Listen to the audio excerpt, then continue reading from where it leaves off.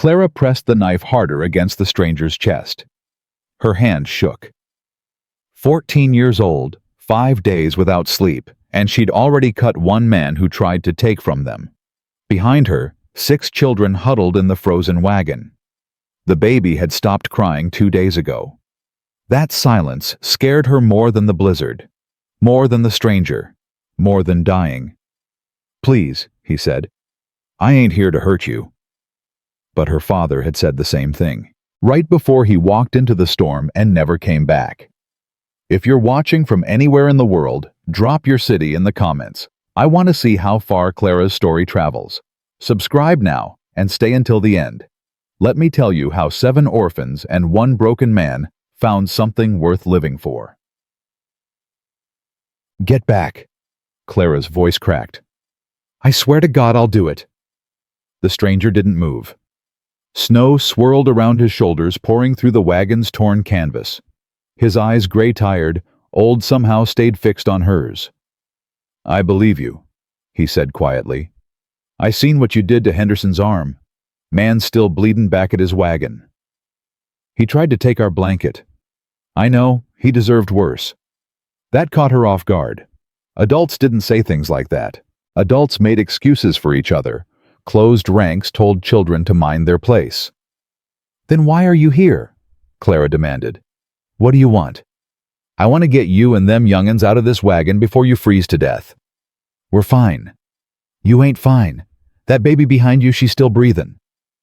Clara's heart seized. She didn't turn around, didn't take her eyes off the stranger, but her ears strained for the sound of Rosie's breath. Silence.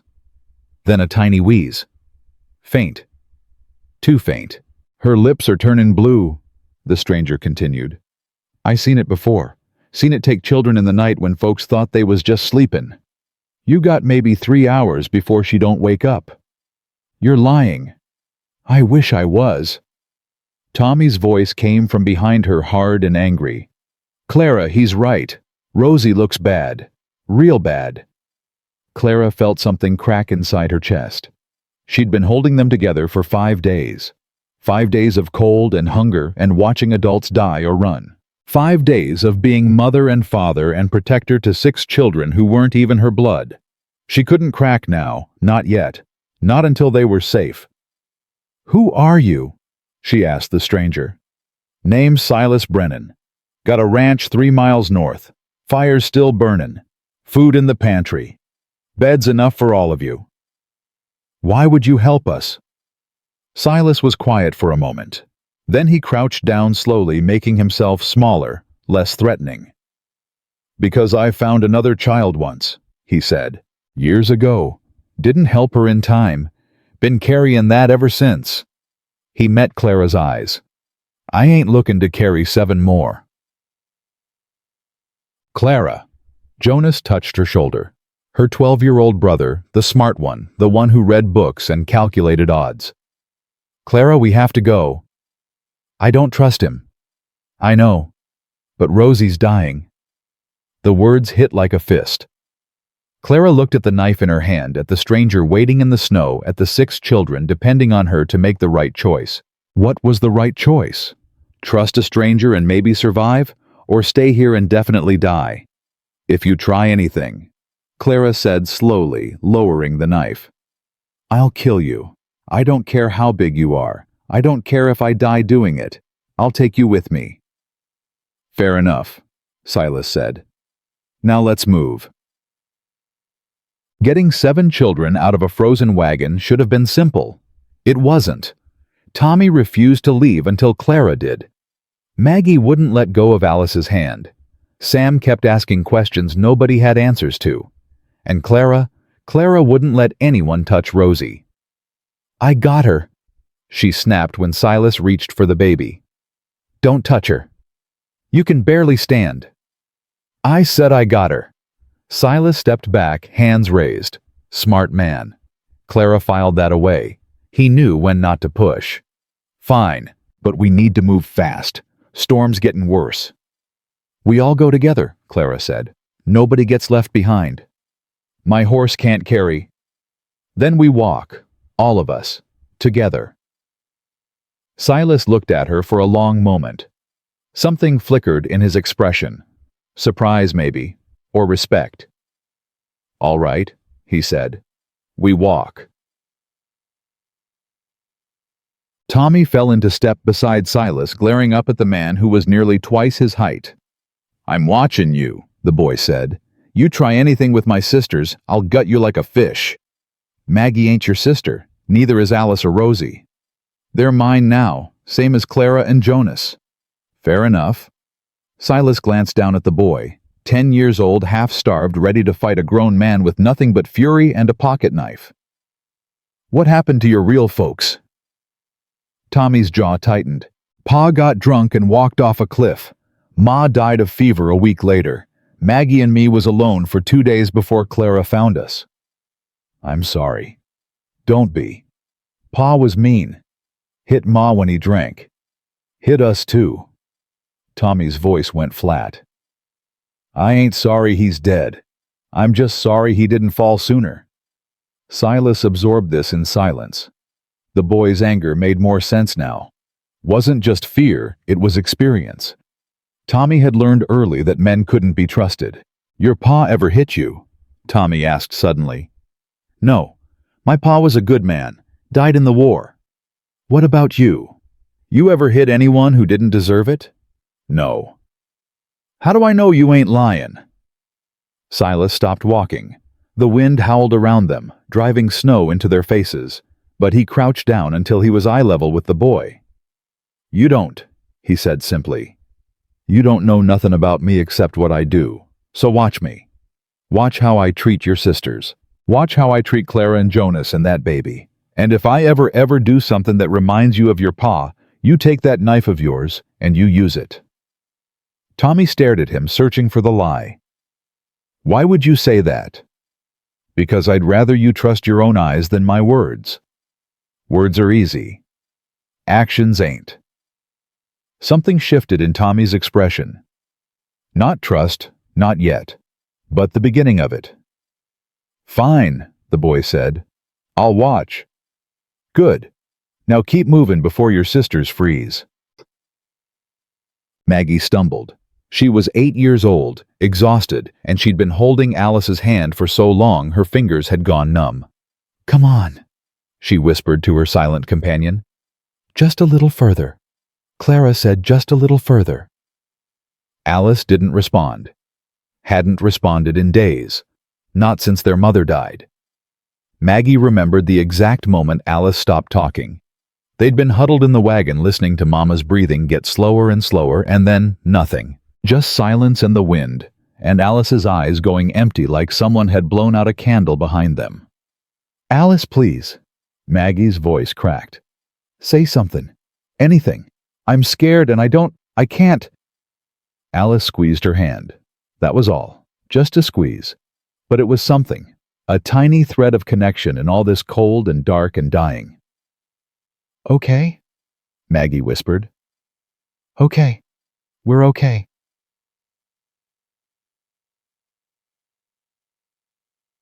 Sam rode on Silas's shoulders, his small hands gripping the man's collar. "Are we gonna die?" he asked. "No." "How do you know?" "Because I ain't gonna let you." "But how do you know you can stop it?" Silas didn't answer right away. The boy was 6 years old and he was asking questions most adults couldn't face. "I don't," Silas finally said. "I don't know for certain, but I'm gonna try with everything I got. That's all any of us can do." Sam thought about this. "My pa used to say tryin' don't matter, only winnin' matters." "Your pa was wrong. That's what Ma said too." Sam's voice dropped. "Right before she died." The words hung in the frozen air between them. Silas felt something tighten in his chest. The old grief, the familiar weight of loss. "Your ma sounds like she was a smart woman," he said quietly. "She was. She was the smartest person I ever knew." Sam paused. "Alice ain't talked since Ma died. I think she's broke." "She ain't broke. She's grievin'." "What's the difference? Broke means can't be fixed. Grievin' means you just need time." "How much time?" "Much as she needs." Sam fell silent, processing this. Then, "Are you grieving too?" You got that look, like Alice, like something inside you went quiet. Silas's throat tightened. 6 years old and this boy saw right through him. "Yeah," he admitted. "I'm grieving too." "For who?" "My wife, my baby. They died a long time ago." "Do you still miss them?" "Every day." "Does it get better?" Silas watched the snow swirl around them, felt the weight of the child on his shoulders, thought about all the empty years behind him and all the uncertain ones ahead. "Not better," he said finally, "but different. You learn to carry it without falling down." Clara's arms burned. Rosie weighed almost nothing, barely 7 pounds of bones and skin and fading breath, but Clara had been carrying her for miles, and her muscles screamed for relief. "Let me take her." Silas appeared beside her, his voice low. "Just for a minute. You can watch me the whole time." "No." "Clara, you're gonna drop her." "I won't." "You're shaking so hard you can barely walk." "I said no." Clara's voice cracked. I can't let her go. I promised Mama. Right before she died, I promised I'd keep them safe. All of them. I can't. You have kept them safe." Silas moved closer, not reaching for the baby, just standing near enough that Clara could feel his warmth. 5 days in this cold, and all 7 of you are still alive. That ain't luck. That's you. But if I let go now, if I let someone else carry her, then you trust me for 5 minutes while you catch your breath. That ain't failure. That's wisdom." Clara looked down at Rosie's face. Blue lips, shallow breath, so small, so fragile, so close to slipping away. "What if she dies while you're holding her? Then I'll give her back to you before she takes her last breath. I swear it." "What if you can't? What if it happens too fast?" Silas met her eyes. "Then I'll carry that weight for the rest of my life, same as I'm carrying the others." Something in his voice, the raw honesty of it, the pain beneath the words, broke through Clara's defenses. "What others?" she asked. "My wife. My daughter. They died together, and I couldn't save neither of them." Silas's jaw tightened. "I've been alone 5 years, Clara. 5 years of waking up in an empty house, eating meals by myself, talking to nobody but my horse. I ain't asking to replace what you lost. I'm asking for a chance to make sure you don't end up like me." Clara stared at him. This man, this stranger, had ripped himself open in front of her, shown her the wound that never healed, and asked for nothing but the chance to help. Nobody had ever done that before. Slowly, carefully, she transferred Rosie into his arms. The baby didn't wake, didn't cry, just kept breathing those shallow, desperate breaths. "Thank you," Silas said quietly. Clara nodded, not trusting her voice. They walked on. The ranch appeared through the snow like a promise. Dark windows, solid walls, a roof that wouldn't collapse. Safety. Warmth. Survival. "Inside," Silas commanded. "Quick, Jonas, you know how to build a fire." "Yes, sir." "Do it. Fast. Tommy, there's blankets in that chest. Get them out and wrap the little ones. Maggie, you and Alice sit by the hearth soon as the fire catches." "Clara." "I know." She took Rosie back from his arms, holding the baby against her chest. "I'll stay with her. We need to warm her slow. Too fast, and her heart might—" "I know." Clara's voice was sharp. "I know what I'm doing." Silas nodded. He'd expected pushback. Would have been disappointed if she'd just blindly followed orders. The fire caught within minutes. Jonas had skill. Another thing to file away, another thread of who these children were. Tommy distributed blankets with military efficiency, checking each sibling before allowing himself to sit down. And Clara. Clara positioned herself closest to the flames, holding Rosie against her skin, sharing her body heat with the baby, who might already be too far gone to save. "Come on," she whispered. "Come on, little one. Don't quit. Not now. Not after everything." The room fell silent except for the crackle of flames and the wind howling outside. 7 children. 1 stranger. 1 fragile hope.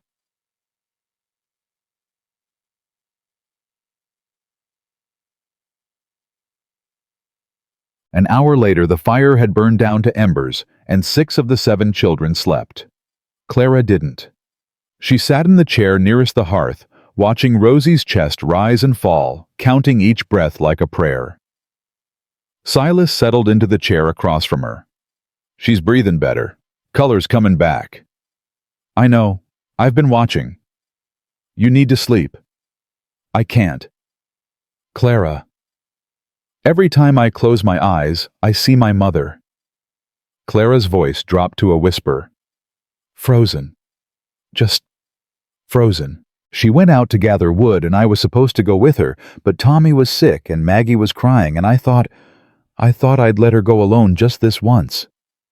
She stopped. Her hands trembled in her lap. When I found her, she was already stiff, already cold, already gone. Clara looked up, her eyes red but dry. I couldn't even close her eyes. They were frozen open, looking at nothing. Silas was quiet for a long moment. My wife died in my arms, he finally said. I held her hand while she bled out after birthing our daughter. Doctors said they couldn't stop it, said I should say my goodbyes. Clara looked at him. The baby lived 3 days, Silas continued. 3 days of me not sleepin', not eatin', just holdin' her and prayin' for a miracle that never came.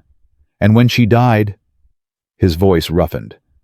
When she died, I buried them both on the hill behind this house, and I swore I'd never let myself care about anyone again. But here you are. Here I am. Silas met her eyes. Caring about 7 children I don't know, because the alternative is watching you freeze to death 3 miles from my door and carrying that weight on top of everything else. The fire crackled. Someone Maggie probably murmured in their sleep. I ain't calling you Pa, Clara said finally. I ain't asking you to. And if you hurt any of them, you'll kill me. I know. You already told me twice.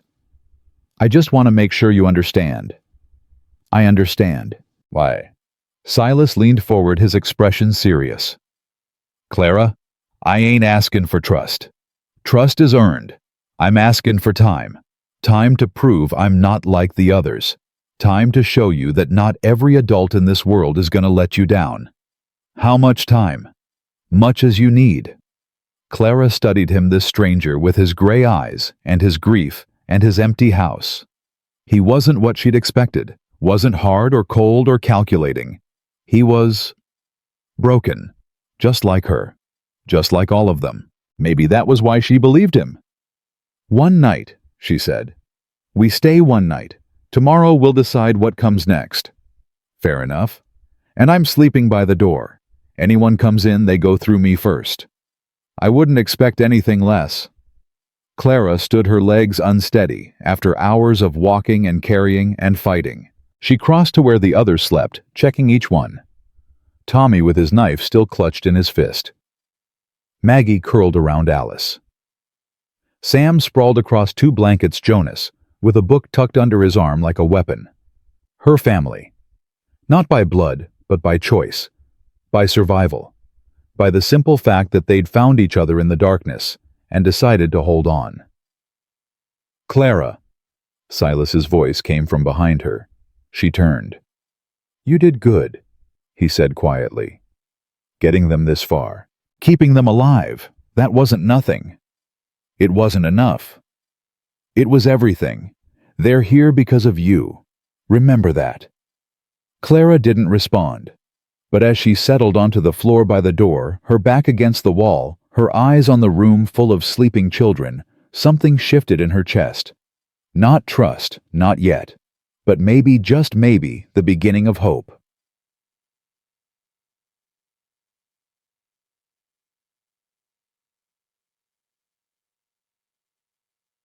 Outside, the storm raged on. But inside the walls of Silas Brennan's lonely ranch, 7 heartbeats had joined the one that had been alone too long.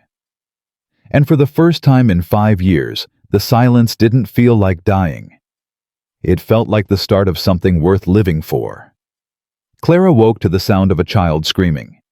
She was on her feet before her eyes fully opened, knife in hand, heart slamming against her ribs. The fire had burned low, casting strange shadows across the room, and for a terrible moment, she couldn't tell which child was making that sound. Then she saw Tommy. He was thrashing on the floor, tangled in his blanket, his fists swinging at something only he could see. His screams weren't words, just raw animal terror pouring out of a 10-year-old body that had seen too much. "Tommy!" Clara dropped beside him, grabbing his shoulders. "Tommy, wake up!" His fist connected with her jaw. Pain exploded across her face, but she held on, pinning his arms, pressing her weight against his chest. "It's me. It's Clara. You're safe." Tommy's eyes flew open. Wild. Unseeing. Still trapped in whatever nightmare had claimed him. "Get off!" He bucked against her, surprisingly strong for someone half-starved. "Get off me. I'll kill you. I'll—" "Tommy." Clara's voice dropped low, steady. The voice she'd learned to use when Maggie had night terrors, when Jonas couldn't breathe, when Sam cried for his mother. "Tommy, look at me. Look at my face. Do you know who I am?" His chest heaved. His eyes darted around the room, the unfamiliar walls, the dying fire, the other children sitting up in their blankets watching with fear-bright eyes. "Clara." His voice cracked. "That's right. It's me. You're safe. We're all safe." "I thought—" Tommy's face crumpled. "I thought he was here, Pa. I thought he was—" "He's not here. He's dead, remember? He can't hurt you anymore." "But I heard him. I heard his voice. He was saying the things he used to say when he—" Tommy stopped. His body went rigid, and then he was crying harsh, ugly sobs that shook his whole frame. Clara pulled him against her chest, wrapping her arms around him, letting him fall apart in the way he never allowed himself to during the day. Across the room, Silas stood in the doorway of his bedroom. He'd heard the screaming had come running, but he'd stopped when he saw Clara take control. She didn't need him, not for this. But their eyes met over Tommy's shaking shoulders, and something passed between them. An understanding. A recognition that these children carried wounds that couldn't be healed with warm beds and hot meals. Silas nodded once, then retreated back into the darkness. Clara held Tommy until the sobs faded to hiccups, until his body went limp with exhaustion, until his breathing evened out into something like sleep. Only then did she look up and realize all the other children were still watching. "Go back to sleep," she said quietly. "Everything's fine." "Is Tommy okay?" Maggie's voice trembled. "He's okay. Just a bad dream." "I have those too," Sam said. "About Mama. About the wolves that—" "Sam." Jonas cut his brother off. "Not now." Sam fell silent, but his eyes stayed fixed on Tommy's sleeping form. 6 years old, and already he understood that they were all carrying nightmares. That the cold outside wasn't the only thing trying to kill them. Clara eased Tommy back onto his blanket, brushing hair from his forehead with gentle fingers. He looked younger in sleep. Softer. The angry, defensive boy replaced by the child he should have been allowed to be. She didn't sleep again that night. The next morning, Silas made breakfast. Clara watched him move around the kitchen, cracking eggs, slicing bacon, stirring something in a pot that smelled like heaven.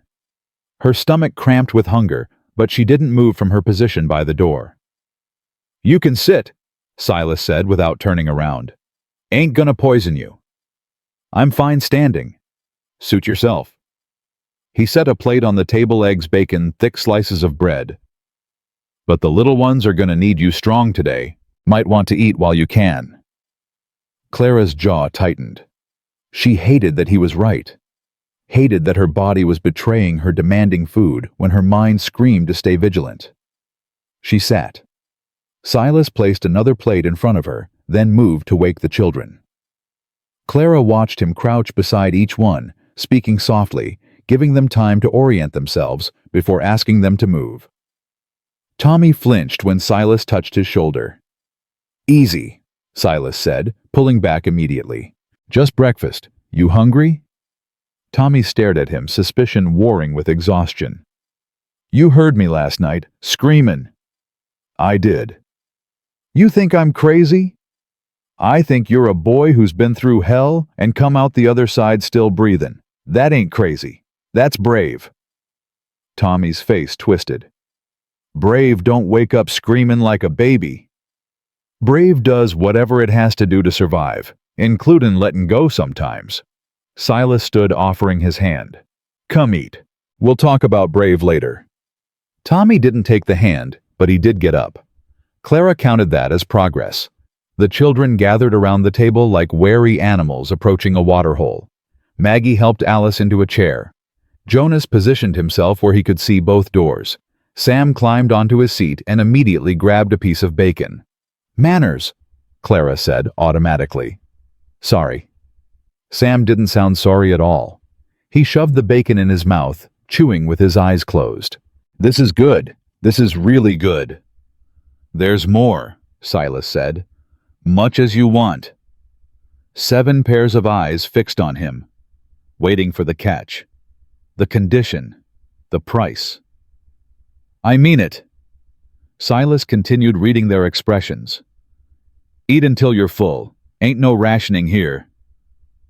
Sam reached for another piece of bacon, then another, then another. "Sam, slow down," Clara warned. "You'll make yourself sick." "Don't care." Sam's voice was muffled by food. "Don't care if I throw it all up. At least I'll know what it feels like to be full." The words hung in the air, simple, devastating. Clara felt her throat tighten. Silas set a plate in front of Alice, who hadn't moved since sitting down. The little girl stared at the food her ragged doll clutched against her chest, her eyes empty.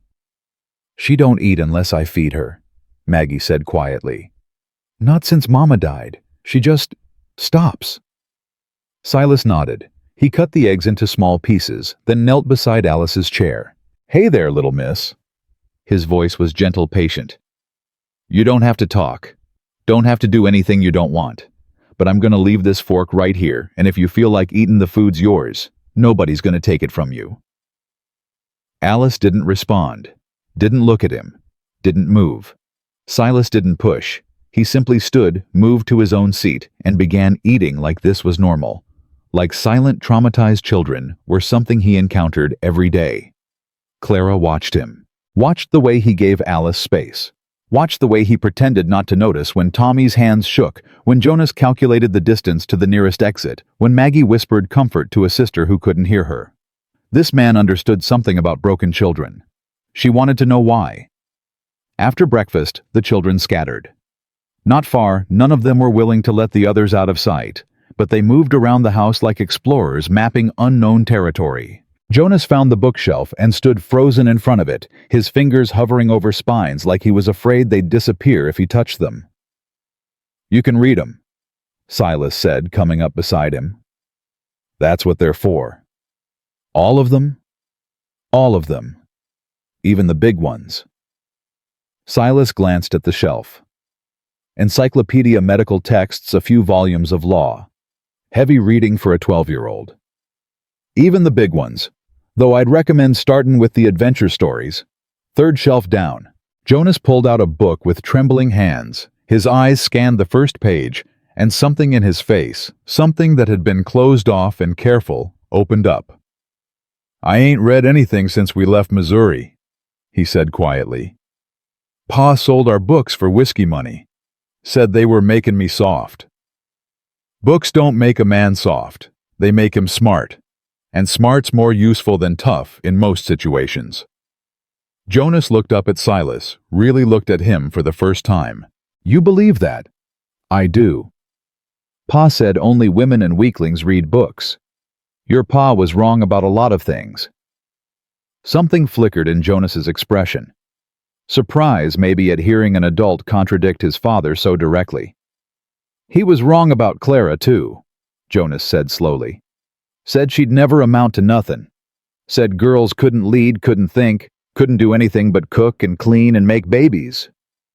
And yet, here she is, Silas said, having led 6 children through a blizzard that killed grown men. Having thought her way out of more trouble than most adults face in a lifetime. Having done the impossible while your pa walked off and gave up. Jonas was quiet for a long moment. Then, I want to be smart like Clara, not strong like Pa.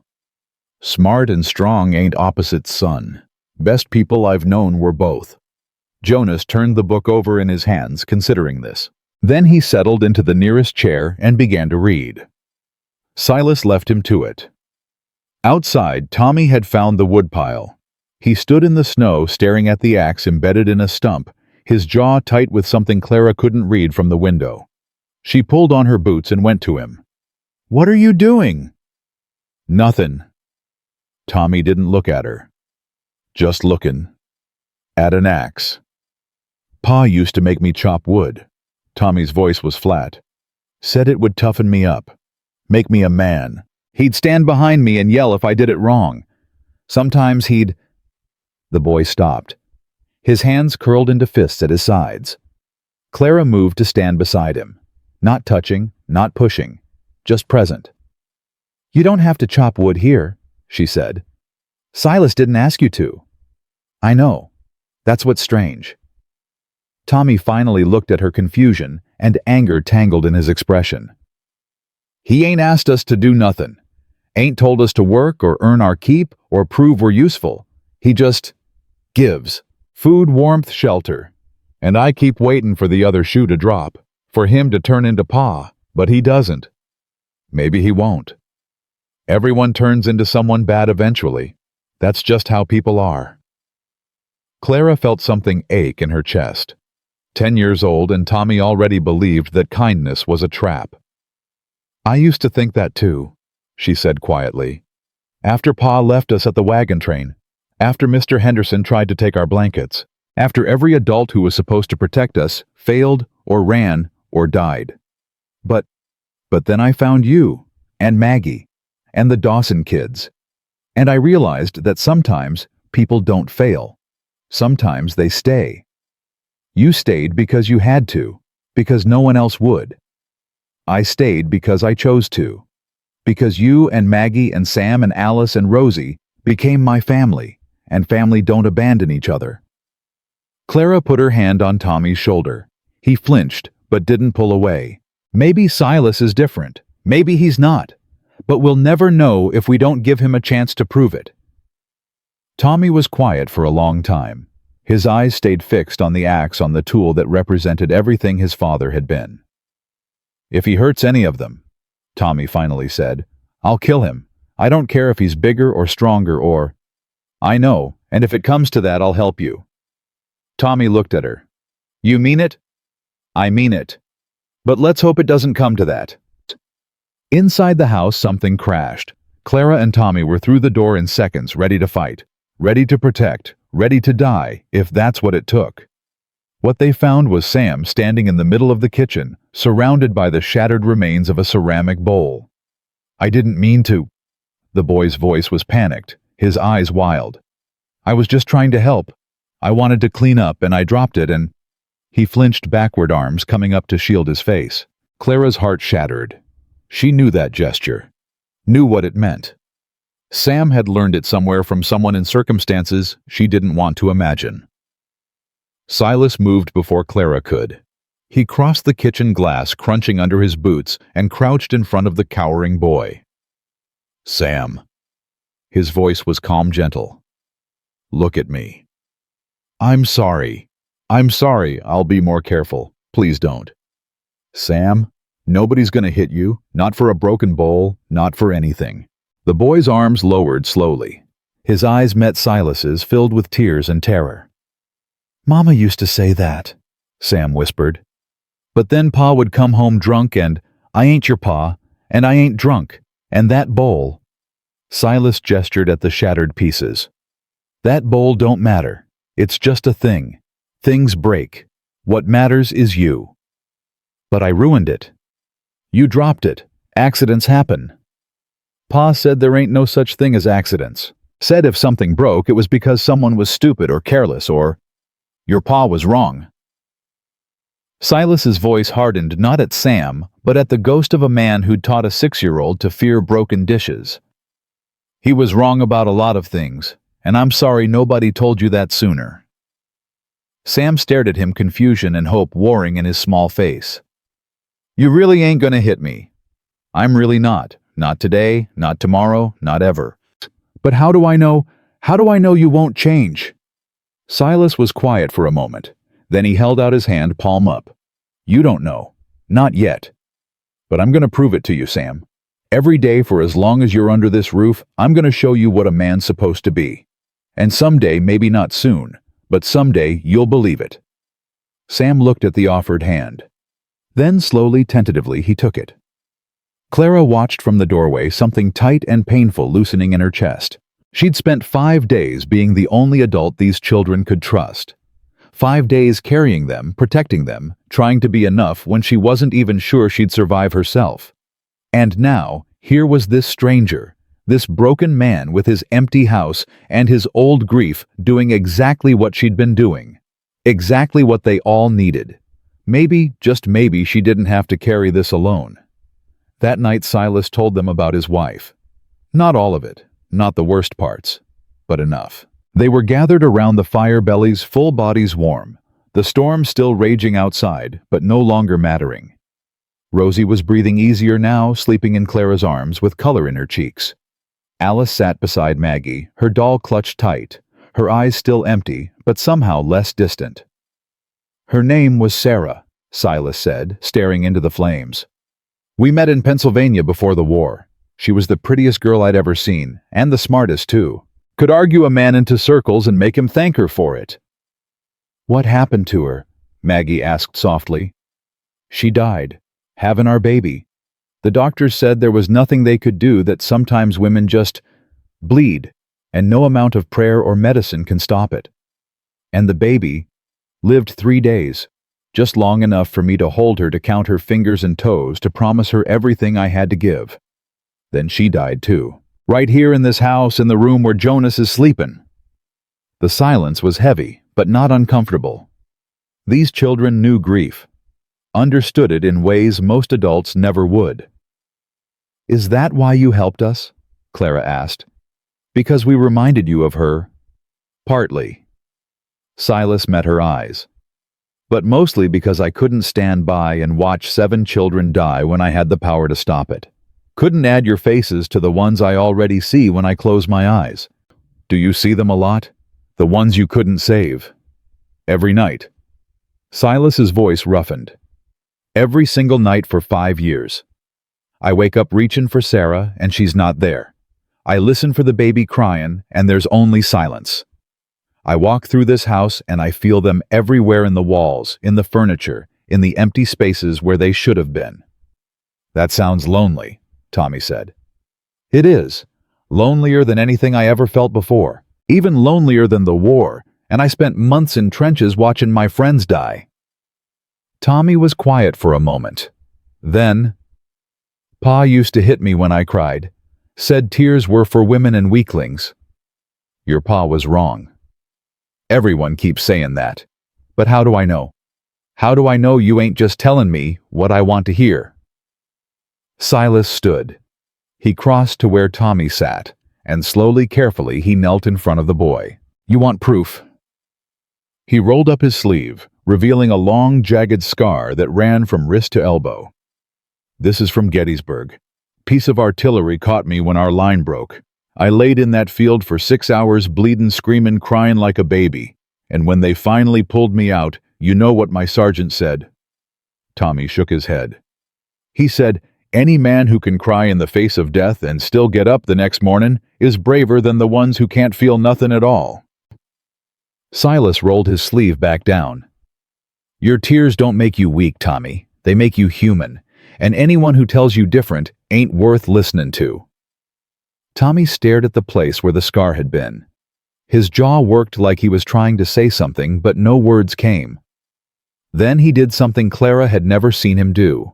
He cried. Not the screaming, thrashing sobs of the nightmare. Quiet tears rolling down his cheeks, his shoulders shaking with the effort of holding them back. Silas didn't hug him, didn't try to fix it. He just stayed there, kneeling on the floor, being present while a broken boy finally let himself break. Clara watched her own eyes burning and thought, maybe this is what healing looks like. Not fixing, not forgetting, but finally feeling safe enough to fall apart. Later, when the children were asleep and the fire had burned low, Clara found Silas on the porch. He stood in the cold, watching the snowfall, his breath misting in the air. Clara pulled a blanket around her shoulders and joined him. "You're good with them," she said. "Better than I expected." "I've had practice." "With who?" Silas was quiet for a long moment. "There was a girl in our regiment during the war. Couldn't have been more than 12. Her family was dead. Her town burned, and she'd attached herself to us like a stray dog. The other men wanted to send her away, said she'd slow us down, but I couldn't do it. Couldn't look in her eyes and tell her she wasn't worth saving." "What happened to her?" "She died. Fever, probably. We were marching through the rain for days, and she was just too small, too weak. I buried her in a field somewhere in Virginia, and I swore I'd never let another child die on my watch." Clara felt the weight of his words settle over her. "And then you lost your own child anyway." "And then I lost my own child anyway." Silas's voice cracked. "That's the thing about promises, Clara. Sometimes you can't keep them no matter how hard you try." "Is that why you helped us to try again?" "Maybe. Or maybe I'm just tired of being alone with my ghosts." He turned to look at her. "You asked me yesterday why I'd take in 7 strangers. The truth is, I don't know if I'm doing this for you or for me. Maybe both. Maybe neither.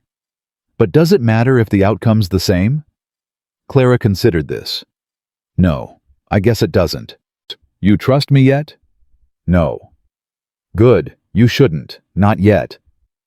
Silas turned back to the snow. "But Clara, I'm going to earn that trust. One day at a time for as long as it takes. And when you finally believe I'm not going to hurt them, not going to hurt you, I want you to know something." "What?" "You don't have to carry this alone anymore. I know you've been the strong one, the one who holds everyone together while you fall apart inside. But you're allowed to lean on someone else now. You're allowed to rest." Clara's throat tightened. She'd been waiting 5 days for someone to say those words. 5 days of being strong because there was no other choice. 5 days of pretending she wasn't terrified, wasn't exhausted, wasn't one breath away from shattering. "I don't know how," she whispered. "I don't know how to let go." "That's okay. We'll figure it out together." They stood in silence, watching the storm rage, 2 broken people holding space for each other's grief. And somewhere inside the warm house, 7 heartbeats slept peacefully for the first time in weeks. The thaw had begun. The storm broke on the 7th day. Clara stood at the window watching the clouds pull apart like torn cotton, revealing a sky so blue it hurt to look at. Sunlight poured across the snow, turning the world into something blinding and new. "We should go to town," Silas said from behind her. "Need supplies, and I need to report you to the marshal." Clara's whole body went rigid. "Report us." "Not like that." Silas held up his hands. "I mean, officially. 7 children don't just appear out of nowhere. There'll be questions, papers to file. If we don't do it proper, someone's gonna come asking why I got a house full of orphans and no documentation. And then what? They take us away, split us up." "Not if I can help it." Clara turned to face him. "What does that mean?" "It means I'm going to tell the marshal I intend to keep you. All of you, legal-like. Guardian papers adoption if it comes to that." Silas met her eyes. "But Clara, I need you to understand something. The law ain't always kind to arrangements like this. Single man, 7 children, no wife. People are going to talk, going to question, going to try to find reasons why this ain't proper." "Let them try." Clara's voice hardened. "We've survived worse than gossip." "I know you have, but this fight's different. This one happens in courtrooms and church pews, not blizzards. And I need to know you're ready for it." Clara looked at the children scattered around the room. Jonas reading by the fire, Tommy teaching Sam to whittle, Maggie braiding Alice's hair while the silent girl clutched her doll, Rosie sleeping peacefully in a basket near the hearth, her breathing strong and steady, her family, broken battered but alive. "I'm ready," she said. "Whatever it takes." The ride to Laramie took most of the morning. Silas had borrowed a neighbor's wagon large enough for all of them, though the children huddled together like they expected the world to tear them apart at any moment. Clara sat at the front beside Silas, her eyes scanning the horizon for threats that might not exist. "You always this watchful?" Silas asked. "You learn to be when people keep trying to take things from you." "What kinds of things?" "Food, blankets, hope." Clara's jaw tightened. "Mr. Henderson tried to take Maggie once, said a pretty girl like her would fetch a good price in California. I put a knife to his throat and told him I'd gut him if he touched her again." Silas's hands tightened on the reins. "Where's Henderson now?" "Dead, I hope. We left him bleeding by his wagon when we ran. Never looked back." "Good." The word surprised her. Adults didn't usually approve when children talked about violence. "You don't think I was wrong for cutting him? I think you did what you had to do to protect your family. That ain't wrong. That's survival." Clara felt something ease in her chest. She'd been carrying guilt about Henderson for days, wondering if she'd crossed some line that couldn't be uncrossed. Hearing Silas validate her choice didn't erase the weight, but it made it lighter. "There's something I need to tell you," she said quietly. "Before we get to town, before you stand up in front of the marshal and claim us." "I'm listening." "Jonas and me, we ain't legitimate." Clara's voice dropped. "Pa never married Mama proper. Just took up with her after his first wife died. The church back home, they called us bastards. Said we had no right to the family name." "Does Jonas know?" "Yeah. Mama told us before she died.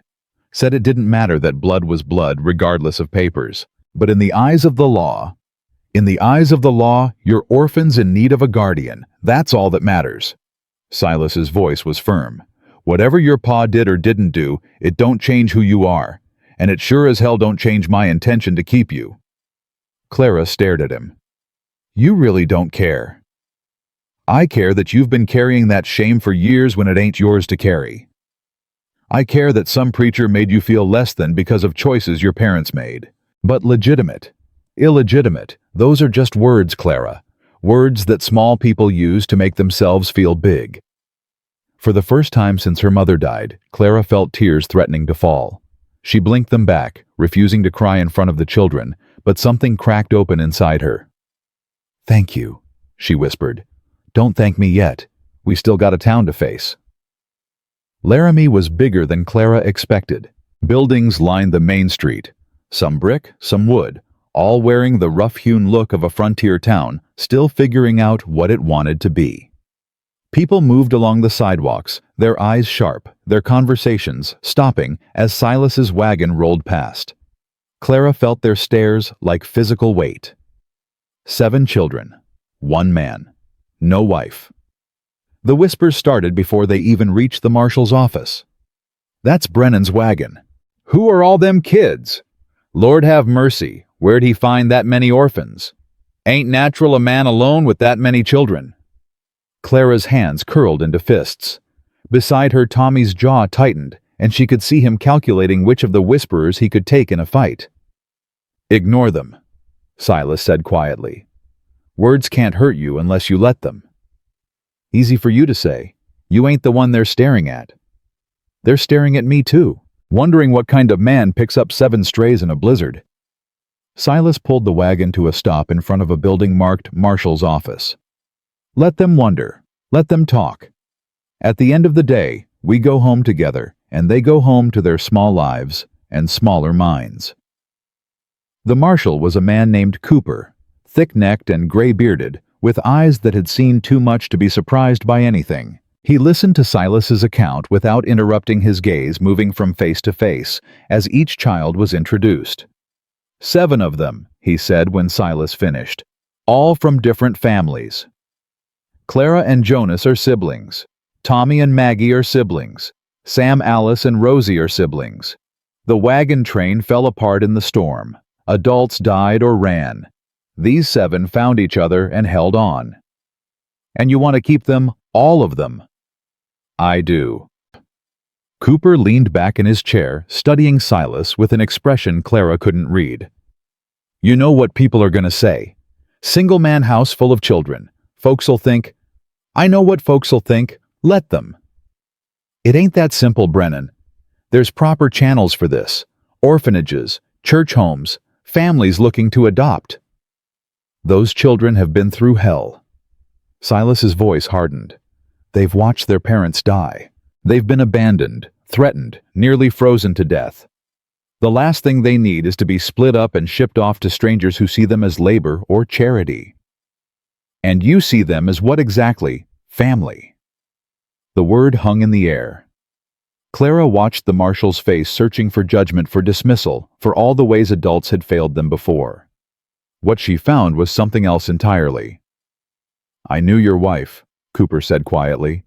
Sarah. She used to bring pie to the office every Christmas. Said you were the best man she'd ever known. Silas's jaw tightened. She was too kind. She was honest. And I trust her judgment. Cooper pulled out a stack of papers. I'll file the guardian documents today. You'll be their legal protector until they come of age, or until you petition for full adoption. But Brennan, if I hear even a whisper of mistreatment, you won't. Make sure I don't. The papers took an hour to complete. Each child's name, each child's age, each child's origin written down in official ink, making real what had been impossible a week ago. Clara watched Silas sign document after document, his hand steady, his commitment unwavering. When it was done, Cooper handed Clara a copy of her own guardian papers. You're official now, he said. Silas Brennan's ward under the protection of Wyoming territory law. Clara stared at the paper, her name written in careful script, her age, her status ward of Silas Brennan. She'd never had papers before, never had proof that she belonged anywhere. Thank you, she managed. Don't thank me. Thank the man who's taking on 7 mouths to feed in the dead of winter. Cooper's eyes softened. You're a lucky girl, Miss Whitmore. Don't forget it. Lucky. The word felt wrong considering everything they'd lost. But looking at Silas, at the children gathered around her, at the future that suddenly seemed possible, maybe luck wasn't the right word. Maybe the right word was hope. They were leaving the marshal's office when the trouble found them. A man stepped into their path, tall and thin, wearing the black coat and white collar of a preacher. His eyes swept over the children with an expression that made Clara's skin crawl. Mr. Brennan. His voice was smooth, practiced. I heard you'd taken in some strays. Reverend Crane. Silas's tone went flat. Didn't know you were in town. I go where the Lord calls me, and it seems he's called me here to address this situation. Crane's gaze fixed on Clara, then moved to Tommy, to Jonas, to each child in turn. 7 orphans is a heavy burden for one man. Perhaps the church could help lighten it. I don't need the church's help. Oh, but surely you do. A single man raising children alone, it's not proper, not natural. Crane smiled, but his eyes stayed cold. The Blessed Home for Wayward Children in Cheyenne would be happy to take them. Good Christian upbringing, honest work, a chance to learn discipline and gratitude. They ain't wayward, and they ain't going to Cheyenne. Mr. Brennan, I must insist. The welfare of these children is my concern, not yours. Crane's smile faltered. You're making a mistake. The law may have given you guardianship, but public opinion is another matter. People talk, Mr. Brennan. They wonder what a man like you wants with 7 children. They wonder if your intentions are pure. Clara stepped forward before she could stop herself. His intentions saved our lives. Crane looked at her like he was seeing a bug that had learned to speak. The adults are talking child. I ain't a child, and I ain't going to your orphanage. Clara's voice shook, but not with fear, with rage. I know about places like that. I know what happens to children who get sent there. The work that breaks their backs, the discipline that breaks their spirits. I'd rather freeze to death in a blizzard than let you take us. Such fire. Crane's eyes glittered. Clearly you haven't learned proper respect for your elders. The blessed home would cure you of that. Enough. Silas moved between Clara and the preacher, his body a wall. These children are mine. Legally, morally, every way that matters. You want them, you go through the marshal, through the courts, through me. But I promise you, Reverend, you come for my family, and you'll find out what kind of man I really am. The threat hung in the air, quiet, but unmistakable. Crane's smile didn't waver, but something flickered behind his eyes. Calculation, patience, the look of a predator who knew how to wait. We'll see, Mr. Brennan, we'll see. He stepped aside, allowing them to pass, but Clara felt his gaze on her back all the way to the wagon. Watching, planning, waiting. Who was that? Tommy asked as Silas helped the children into the wagon. Nobody worth worrying about. He didn't seem like nobody. He seemed like trouble. He is trouble. Silas climbed onto the driver's seat, his jaw tight. But he's trouble for another day. Right now we're going home. Home. The word still felt strange to Clara. Foreign. Like a language she'd forgotten how to speak. But as the wagon rolled out of Laramie, leaving the whispers and stares behind, she realized something had changed. For the first time in months, she wasn't running from something. She was running toward it. That night, after the children were asleep, Clara found Silas sitting by the fire. He looked older in the flickering light, tired, the weight of the day written across his features. The preacher, Clara said, settling into the chair across from him. He's not going to give up, is he? No. Men like Crane, they don't give up. They wait. They watch. They look for weakness. What does he want with us? Silas was quiet for a moment. The blessed home ain't what he says it is. It's a workhouse. Children go in, and they don't come out until they're too old to be useful. Crane gets paid by the territory for every orphan he takes in, and he gets free labor in the bargain. That's monstrous. That's business, and in a territory where orphans are common and oversight is scarce, business is good. Clara felt sick. How do you know all this? Because I've seen the children who escape, seen the scars on their backs, the emptiness in their eyes. I've tried to stop him before, but he's got powerful friends, church money, political connections. The law looks the other way because it's easier than fighting. But you're fighting now, for us. I'm fighting now. Silas met her eyes. Because this time I've got something worth fighting for. Clara felt her throat tighten. What if you lose? What if he takes us anyway? Then I'll come get you. Every last one of you. I don't care if I have to burn down his orphanage with my own 2 hands. You do that. Risk everything. Clara, I've been waiting 5 years for something to risk everything for. You and those children, you're the first thing that's mattered since Sarah died. I ain't letting you go without a fight. The words settled over her like a blanket. Warm, safe, real. I believe you, she said quietly. Silas blinked. What? I believe you. That you won't hurt us. That you'll protect us. That you mean what you say. Clara's voice steadied. I ain't sure about much in this world, Silas, but I'm sure about that. For a long moment, neither of them spoke. Then Silas smiled a real smile, the first Clara had seen since they'd arrived. Thank you, he said. That means more than you know.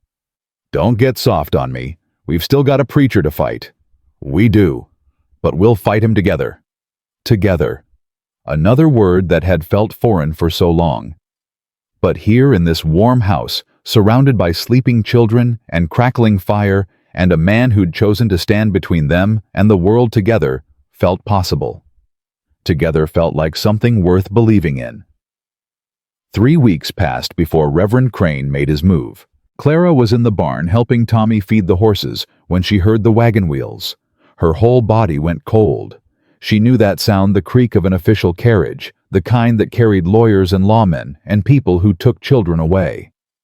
"Stay here," she told Tommy. "Keep the others inside." "Clara, do it."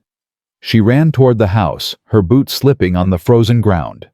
Silas was already on the porch, his shoulders squared, his face carved from stone. Two men climbed down from the wagon. One wore a marshal's badge. The other wore Reverend Crane's cold smile. "Mr. Brennan." The marshal, not Cooper. Clara realized with a sinking heart, but someone younger, harder, held out a folded paper. "I have a court order requiring you to surrender the minor children currently in your care to the custody of Reverend Ezekiel Crane, representative of the Blessed Home for Wayward Children." "On what grounds?" "Concerns have been raised about the suitability of your guardianship. A single man, no wife, no experience with children. The territory has determined that these orphans would be better served in a proper Christian institution." "The territory." Silas's voice was flat. "Or Crane's friends in Cheyenne." The marshal's jaw tightened. "The order is legal, Mr. Brennan. You can comply voluntarily or I can enforce it. Over my dead body." "That can be arranged." Crane stepped forward, his smile widening. "Though I'd prefer not to traumatize the children with violence. They've suffered enough already." Clara's hands curled into fists. She wanted to scream, to fight, to tear that smile off Crane's face with her bare hands. But she forced herself to think, to calculate, to find the weakness. "You can't take us," she said, stepping onto the porch beside Silas. "We have guardian papers, filed with Marshal Cooper, legal and proper." "Those papers have been challenged." Crane's eyes glittered. "New evidence has come to light regarding Mr. Brennan's character. Questions about his mental state, his drinking, his interest in young girls." "That's a lie." "Is it?" Crane tilted his head. "A single man taking in 7 children, including 4 girls, with no witnesses to vouch for his behavior. The court found the concerns credible enough to issue this order." Clara felt the ground shifting beneath her feet. This wasn't about legal documents or proper channels. This was about power, the kind that could twist truth into whatever shape it needed to be. "I ain't drunk a drop in 5 years," Silas said, his voice tight with controlled fury. "And my interest in these children is nothing but decent. I'm their guardian, their protector, nothing more." "So you say. But the court requires proof, not words." Crane gestured to the marshal. "If you resist, Mr. Brennan, you'll be arrested for obstruction. The children will be taken regardless. Is that what you want?" Silas's hands trembled. Clara could see him calculating the odds, 1 man against 2 with 7 children, watching 7 children who would see their protector dragged away in chains. "Don't." She grabbed his arm. "Silas, don't. We'll figure something else out." "Clara, if they arrest you, we lose everything. We lose you." Her voice cracked. We can't." The door behind them opened. Tommy stepped out, followed by Jonas, followed by Maggie, still holding Alice's hand. Sam came last, carrying Rosie, his small face pale but determined. "What's happening?" Jonas asked, his eyes darting between the adults. "These men want to take us away," Clara said. "To an orphanage." "No." Tommy's voice was hard. "No. We ain't going. You don't have a choice, boy." The marshal rested his hand on his pistol. "The law says." "I don't care what the law says." Tommy stepped in front of his sisters, his whole body shaking. "The law didn't save us when our parents died. The law didn't find us in that blizzard. Silas did. He's ours now, and you can't have him." Crane's smile faltered for just a moment.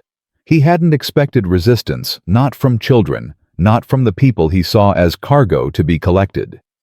"Such passion," he said, recovering quickly.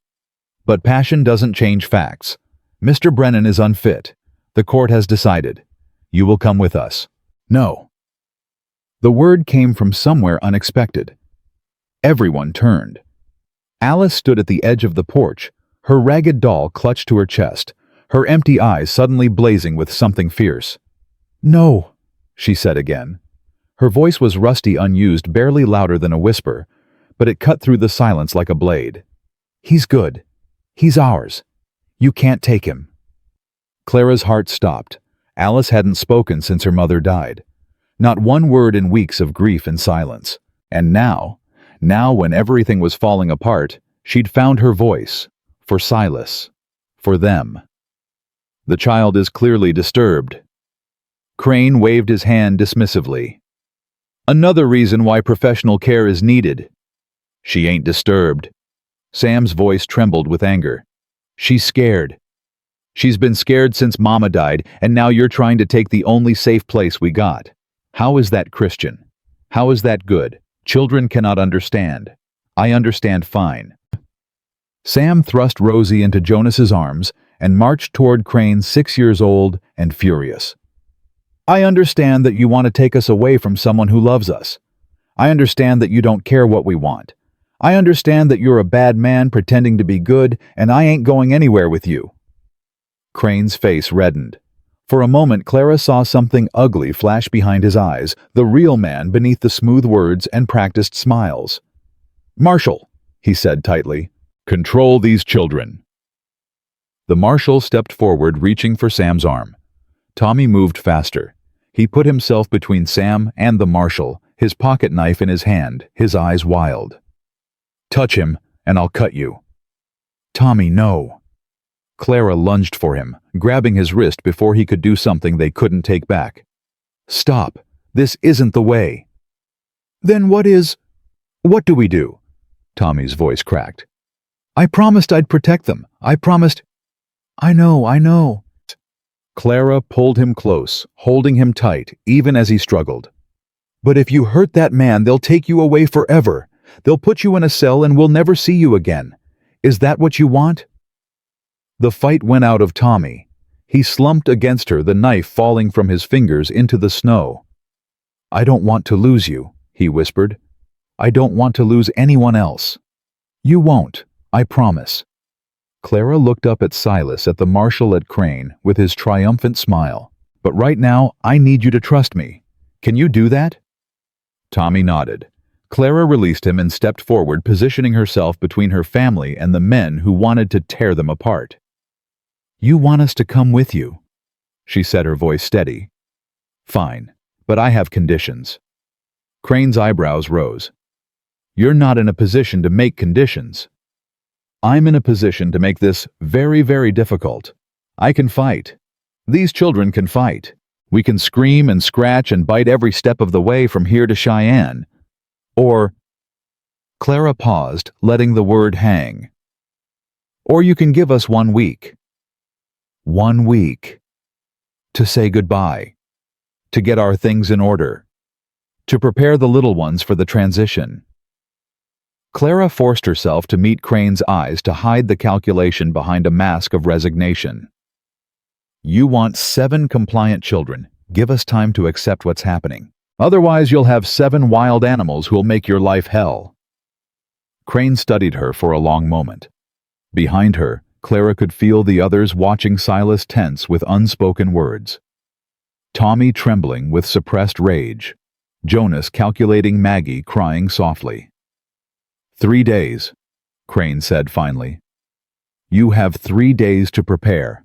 Then we return, and you come without resistance. A week. 4 days, final offer."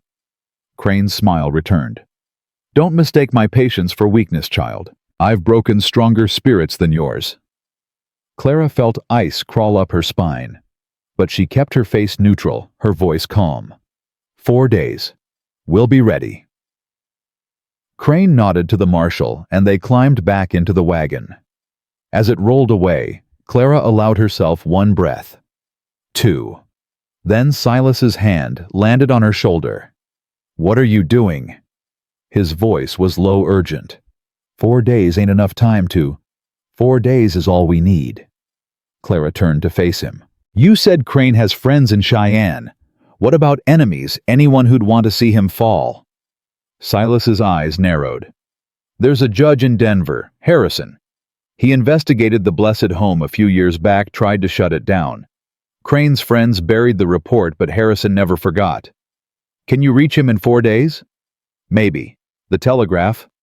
Then send a message. Tell him what's happening. Tell him we need help. Clara. Even if Harrison comes, there's no guarantee. I know. Clara looked at the children gathered on the porch, at the family she'd built from broken pieces and desperate hope. But it's a chance. And right now, a chance is all we've got. The next 4 days were the longest of Clara's life. Silas rode to Laramie twice, sending telegrams, calling in favors, doing everything he could to summon help before time ran out. Clara held things together at the ranch, keeping the children calm, keeping them fed, keeping them from falling apart. But at night, when the house was quiet and the fire burned low, she allowed herself to feel the terror she couldn't show them during the day. What if Harrison didn't come? What if they lost? What if this family she'd fought so hard to build was torn apart anyway, scattered to orphanages and workhouses, lost to each other forever? On the third night, Tommy found her crying. She was sitting on the porch, her face buried in her hands, her shoulders shaking with sobs she couldn't contain anymore. She didn't hear him approach, didn't know he was there until he sat down beside her. Clara. She scrubbed her face, trying to hide the evidence. Go back to bed. You shouldn't be out here. Neither should you. Tommy was quiet for a moment. You're scared. I ain't. Don't lie to me. You taught me that we don't lie to family. Clara's throat tightened. She looked at this boy, this fierce, damaged, loyal boy who'd trusted her when he had every reason not to trust anyone, and felt the last of her walls crumble. Yeah, she whispered. I'm scared. Me too. Tommy stared out at the darkness. I keep thinking about what happens if they take us, if we get split up, if I never see Maggie again, or Sam or you. That's not gonna happen. You don't know that. I know I'll fight with everything I have to stop it. Clara reached for his hand. And I know that whatever happens, wherever they send us, we'll find each other again. That's what family does. They find their way back. Tommy's fingers tightened around hers. You really believe that? I have to, because the alternative is giving up, and I ain't ready to give up yet. Clara stood, pulling him with her. Come on. We should sleep. Tomorrow's gonna be hard. Clara. Yeah. Thank you. For everything. For finding us in that wagon. For keeping us alive. For being our... Why? He hesitated. For being what you are. Clara felt tears threatening again, but she blinked them back. You don't need to thank me, Tommy. You're my brother now, same as Jonas, same as all of them. Blood or no blood. Blood or no blood. They went inside together, and for one more night, the family held. On the fourth day, the wagons came. Not just Crane's wagon. 3 of them carrying men with badges and rifles, carrying chains and locks, carrying the full weight of a system designed to crush anyone who stood in its way.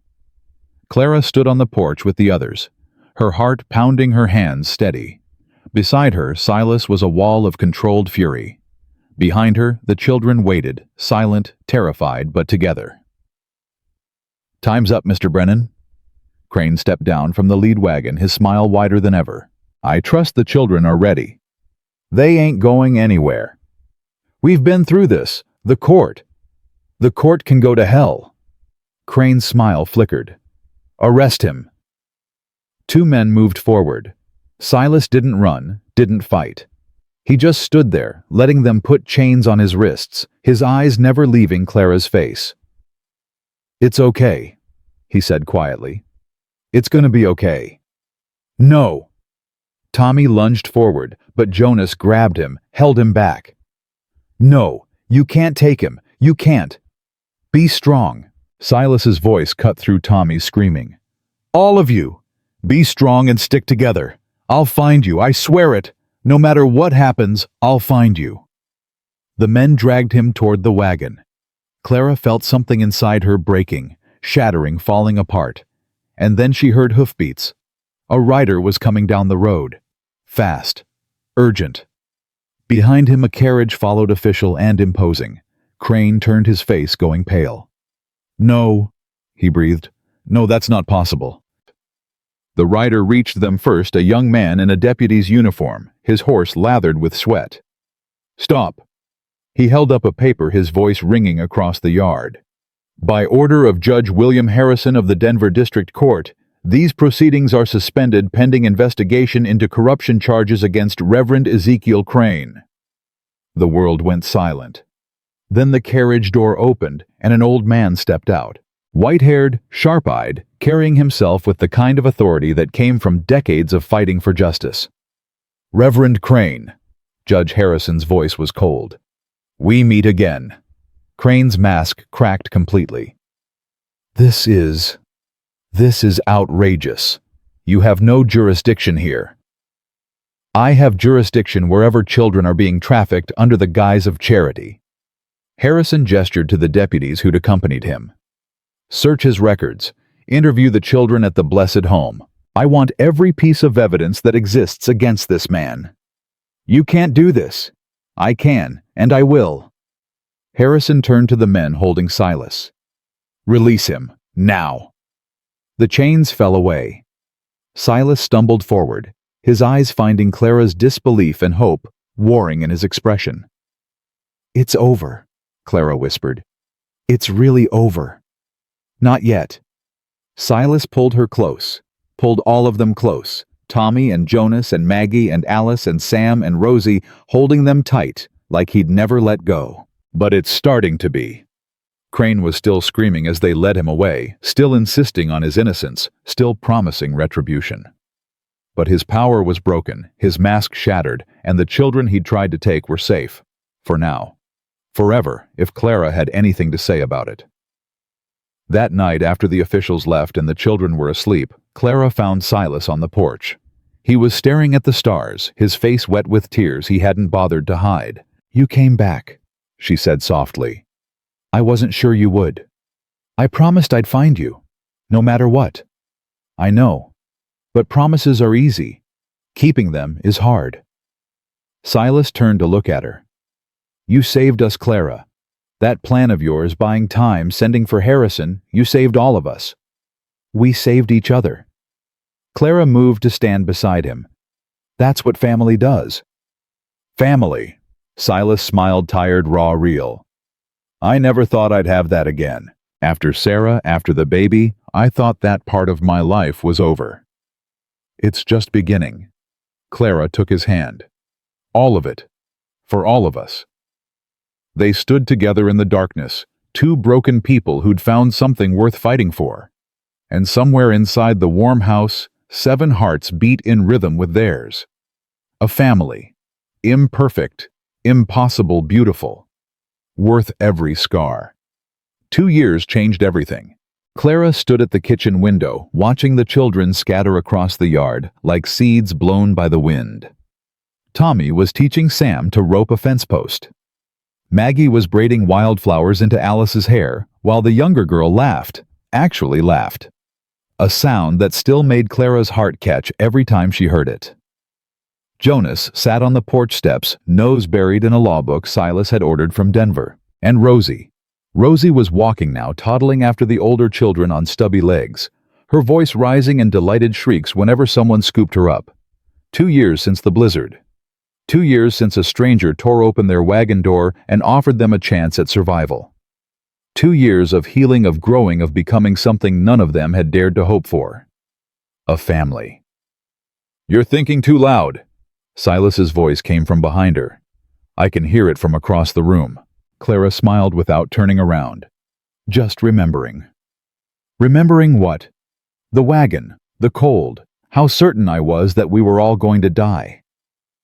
She finally looked at him, this man who'd given them everything, who'd fought for them when no one else would. I keep waiting to wake up, to find out this was all a dream. It ain't a dream. Silas moved to stand beside her. It's real, all of it. I know. But sometimes real feels harder to believe than dreams. Outside, Tommy's rope finally caught the fence post. Sam whooped with triumph, and Tommy grinned a real grin, the kind that had been impossible 2 years ago when every smile was a mask and every laugh was a lie. He's different, Clara said softly. Tommy, he doesn't flinch anymore when you raise your voice. Took a while. It took patience. Most men wouldn't have had it. Most men ain't lost what I lost. When you've buried your own child, you learn what matters. And what matters is giving these kids something better than what they had. Clara felt her throat tighten. She'd never told him, never found the words how much his patience had meant. Not just to Tommy, but to all of them. To her. Silas. Yeah? Thank you. For everything. For saving us, for fighting for us, for being... She stopped, the words tangling in her chest. For being what? Clara turned to face him. She was 16 now, nearly a woman, and the world looked different than it had at 14. Clearer. More honest. For being our father, she said. In every way that matters. Silas's eyes went bright.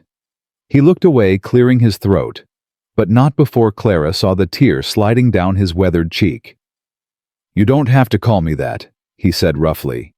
I told you from the start. I know what you told me, but I'm telling you now. You're our father. Mine, Jonas is Tommy's, all of them. And I'm tired of pretending otherwise. Clara. You earned it. Her voice strengthened. Every day for 2 years you earned it. You don't get to refuse it anymore. Silas was quiet for a long moment. Then he pulled her into a hug, rough, awkward, real. All right, he whispered. All right. They stood like that, until the children's voices pulled them apart, until the world demanded their attention again. But something had shifted, something final, like a door closing on the past and opening on the future. Father, daughter, family. The words had found their home. That evening, they gathered around the table for dinner. It was a ritual now, all 9 of them crowded together, passing plates, talking over each other, filling the house with the kind of noise Silas had thought he'd never hear again. I caught 3 fish today, Sam announced proudly. 3. That's more than Tommy caught. I wasn't fishing. Tommy rolled his eyes. I was fixing the fence you broke. I didn't break it. The cow broke it. The cow broke it because you left the gate open. Enough. Clara's voice cut through the argument, but she was smiling. Both of you eat. We can assign blame later. Jonas looked up from his plate. I finished the first section of Blackstone's commentaries today. Silas. Did you know that property law in the territories is based on English common law from the 1760s? I did not know that. It's fascinating. The way precedent builds on precedent, creating a structure of justice that spans centuries. Jonas. Maggie threw a roll at him. Nobody wants a law lecture at dinner. Some of us find it interesting. Some of us are wrong. Alice giggled, soft, still rare, but growing more frequent every week. She'd started talking again 6 months ago, just single words at first, then sentences, then whole conversations. The silence that had swallowed her was finally releasing its grip. I like Jonas's lectures, she said quietly. They make me feel smart. Jonas beamed. See, Alice appreciates intellectual discourse. Alice is 8. She appreciates anyone who pays attention to her. That's not enough. Silas's voice was firm but warm. Jonas, you can lecture me about property law after dinner. Maggie, stop throwing food. Sam, close your mouth when you chew. And Tommy? He paused, his expression softening. Good job on that fence. It looks better than when I built it. Tommy ducked his head, but Clara caught the flush of pride on his cheeks. Praise still surprised him. Probably always would. But he was learning to accept it, learning that not every compliment came with strings attached. Rosie banged her spoon on the table, demanding attention. At 2 years old, she was the center of everything, the baby they'd almost lost, the miracle they'd fought to keep. More, she demanded. More food. You've had 3 helpings already, Clara said, but she was already reaching for the serving spoon. Where do you put it all? She's growing, Silas said. Let her eat. She's going to eat us out of house and home. Then I'll buy a bigger house. Clara laughed a real laugh, full and unguarded. She couldn't remember when laughing had become easy again, but somewhere in the last 2 years it had. They all had. After dinner, while the younger children washed dishes, Clara found Jonas on the porch. He was staring at the stars, his law book forgotten beside him. 16 now, tall and thin, with their mother's eyes and their father's stubborn jaw. "What are you thinking about?" Clara asked, settling beside him. "The future." Jonas didn't look at her. "Silas says he can send me to school in Denver next year. Real school, with professors and examinations and other students who actually want to learn."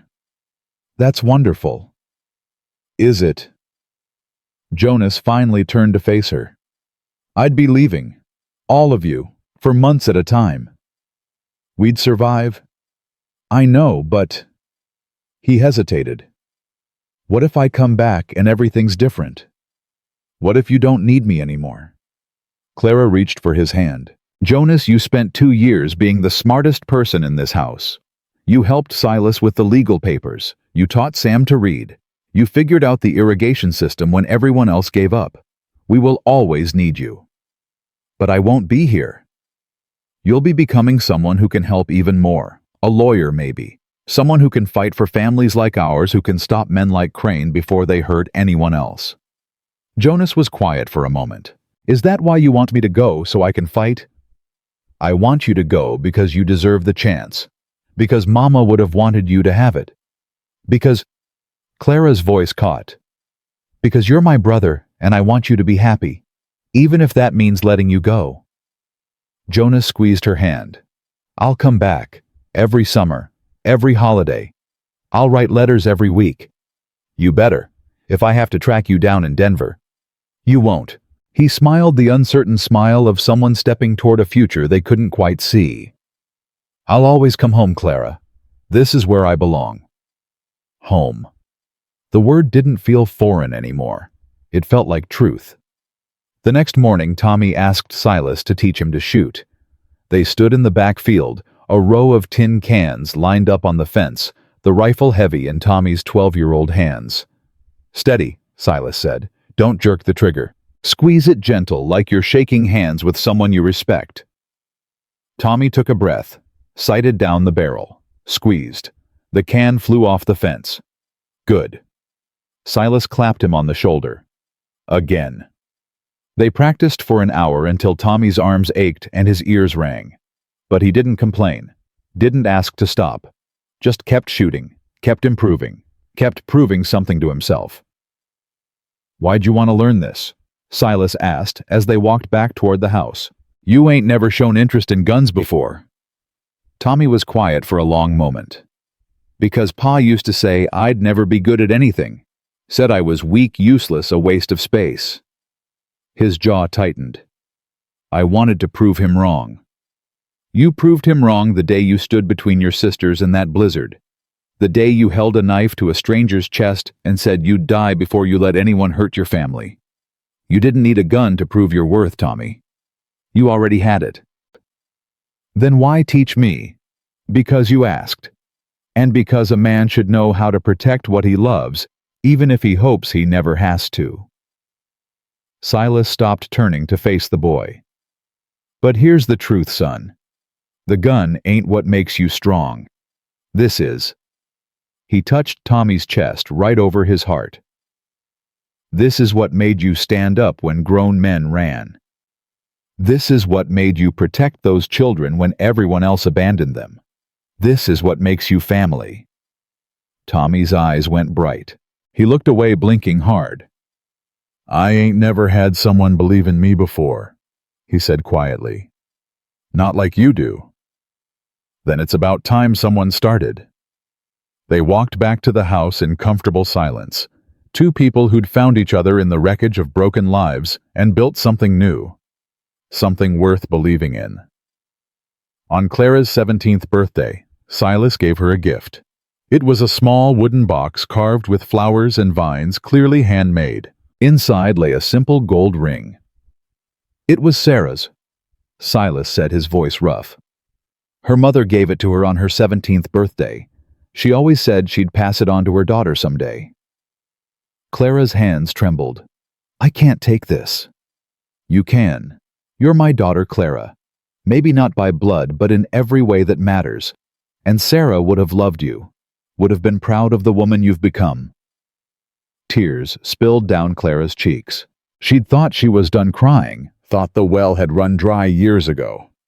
But these tears were different. Not grief, not fear. Joy. I'll take care of it, she whispered. I promise. I know you will. Silas pulled her into a hug. Happy birthday, sweetheart. The word sweetheart cracked something open in Clara's chest. Her father had never called her anything but her name. Her mother had tried, but the endearments always felt stolen, borrowed from a life they couldn't afford. But Silas meant it. Every word, every gesture, every moment of the last 2 years, he meant all of it. I love you, Clara said. The words came out rough, unpracticed. She'd never said them to anyone but her mother. I love you, and I'm grateful, and I don't know how to... You don't have to know how. Silas's voice was thick. You just have to let me love you back. That evening they celebrated with cake and laughter. All 8 of them crowded around the table, Silas at the head, Clara at his right, the children filling every other space. They sang off-key and told bad jokes and argued about who got the biggest piece of cake. It was chaos. It was perfect. Speech, Sam demanded, banging his fork on the table. Clara has to make a speech. I don't have to do anything. It's tradition. Since when? Since now. Clara looked around the table at the faces watching her. Tommy, who'd learned to smile again. Jonas, who'd found his voice. Maggie, who mothered everyone whether they wanted it or not. Alice, who'd climbed out of silence into light. Sam, who'd never stopped believing things could be good. Rosie, who'd never known anything but love. And Silas, the stranger who'd become their father. The broken man who'd let them heal him. 2 years ago, Clara said slowly, I was holding a knife to a stranger's chest, ready to die to protect the children behind me. I didn't believe in anything, not hope, not safety, not the future. I'd learned the hard way that the world was cruel and people couldn't be trusted, and the only person I could count on was myself. She paused, her throat tight. I was wrong. The room went silent. I was wrong about all of it, about hope, about trust, about what family means. Clara looked at Silas. A real family isn't just the people who share your blood. It's the people who choose you, who fight for you, who show up every day and prove that you matter. You all are my family, every one of you, and I don't care what the world says about how we came together or whether it's proper or normal. What we have is real. What we have is forever. She raised her glass of milk. They didn't have champagne, but it didn't matter. To family, she said, the one we built, the one that saved us, the one that will never ever break. To family, they echoed. And in that moment, in that warm house filled with voices and laughter and love, Clara finally understood what she'd been searching for all along. Not safety, not survival, not even happiness. Home. She'd found her way home.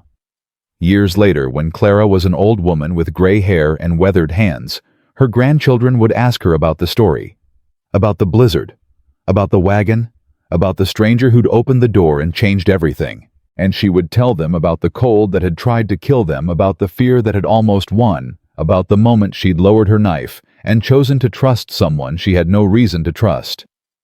She would tell them about Tommy, who became a rancher like Silas, who raised his own children with gentleness instead of violence, who broke the cycle his father had started. She would tell them about Jonas, who went to Denver and became a lawyer who spent his life fighting for orphans and widows and anyone the system tried to forget. She would tell them about Maggie, who married a schoolteacher and filled her house with books and music and laughter. She would tell them about Alice, who learned to speak again, who found her voice and used it to sing songs that made people weep with beauty. She would tell them about Sam, who never lost his joy, who grew into a man who saw wonder in everything and helped others see it too. She would tell them about Rosie the baby, who almost died in the cold, who lived to have babies of her own, who named her first daughter Sarah and her first son Silas. And she would tell them about the man who saved them all. Silas Brennan, who found 7 orphans in a blizzard and gave them a future. Who fought for them when no one else would. Who proved that family wasn't about blood or law or circumstance. It was about choice. He died peacefully at 72, surrounded by the children he'd raised and the grandchildren they'd given him. His last words were to Clara, whispered so softly she had to lean close to hear. "Thank you," he said, "for letting me be your father." They buried him on the hill behind the ranch next to Sarah and the baby he'd lost so many years ago. Clara spoke at the funeral, her voice steady despite the tears. "He used to say that family is something you build, not something you're born into," she told the crowd. He was right, but what he didn't say, what he showed us every day, is that building a family takes courage. It takes patience. It takes the willingness to love people who've forgotten how to be loved. She looked at her siblings, at their children, at the generations that would carry Silas's legacy forward. He gave us everything, and the best way to honor that gift is to pass it on, to choose love over fear, to choose family over loneliness, to choose hope, even when hope feels impossible. Clara placed her hand on the fresh earth, feeling the warmth of the summer sun, remembering the cold that had brought them together. "Rest now," she whispered. "You earned it." And as she walked back toward the house that had sheltered them, healed them, made them whole, Clara knew one thing with absolute certainty. The blizzard had tried to kill them, but love was stronger. Love would always be stronger. And the family Silas Brennan built in the ruins of loss and grief would endure for generations, a testament to the simple truth that had saved them all. No one is truly lost if someone chooses to find them. No one is truly alone if someone chooses to stay. And home isn't a place you discover. Home is a promise you keep.